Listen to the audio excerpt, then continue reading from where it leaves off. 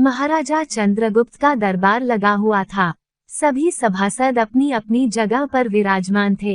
महामंत्री चाणक्य दरबार की कार्यवाही कर रहे थे। महाराजा चंद्रगुप्त को खिलौनों का बहुत शौक था। उन्हें हर रोज एक नया खिलौना चाहिए था। आज भी महाराजा के पूछने पर कि क्या नया है, पता चला कि एक सौदागर आया है और कुछ नए खिलौने लाया है।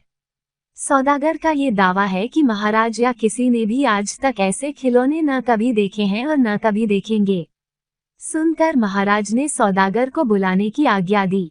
सौदागर आया और प्रणाम करने के बाद अपनी पिटारी में से 3 पुतले निकालकर महाराज के सामने रख दिए और कहा कि अन्नदाता, ये तीनों पुतले अपने आप में बहुत विशेष हैं। देखने में भले एक जैसे लगते हैं मगर वास्तव में बहुत निराले हैं। पहले पुतले का मूल्य 1,00,000 मोहरें हैं, दूसरे का मूल्य 1,000 मोहरें हैं और तीसरे पुतले का मूल्य केवल 1 मोहर है। सम्राट ने तीनों पुतलों को बड़े ध्यान से देखा। देखने में कोई अंतर नहीं लगा, फिर मूल्य में इतना अंतर क्यों? इस प्रश्न ने चंद्रगुप्त को बहुत परेशान कर दिया। हार के उसने सभासदों को पुतले दिए और कहा कि इनमें क्या अंतर है, मुझे बताओ। सभासदों ने तीनों पुतलों को घुमा फिराकर सब तरफ से देखा मगर किसी को भी इस गुत्थी को सुझाने का जवाब नहीं मिला।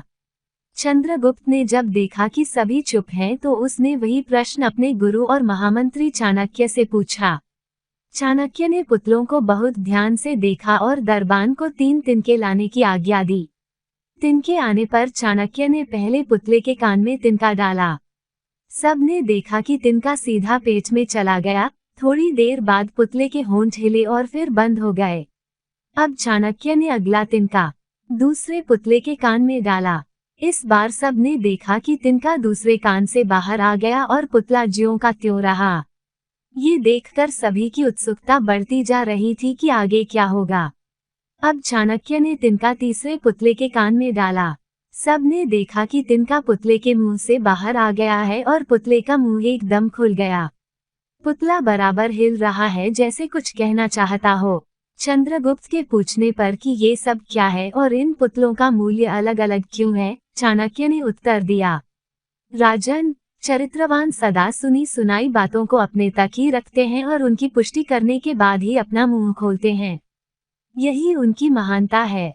पहले पुतले से हमें यही ज्ञान मिलता है और यही कारण है कि इस पुतले का मूल्य 1,00,000 मोहरें है। कुछ लोग सदा अपने में ही मग्न रहते हैं, हर बात को अनसुना कर देते हैं। उन्हें अपनी वाह वाह की कोई इच्छा नहीं होती।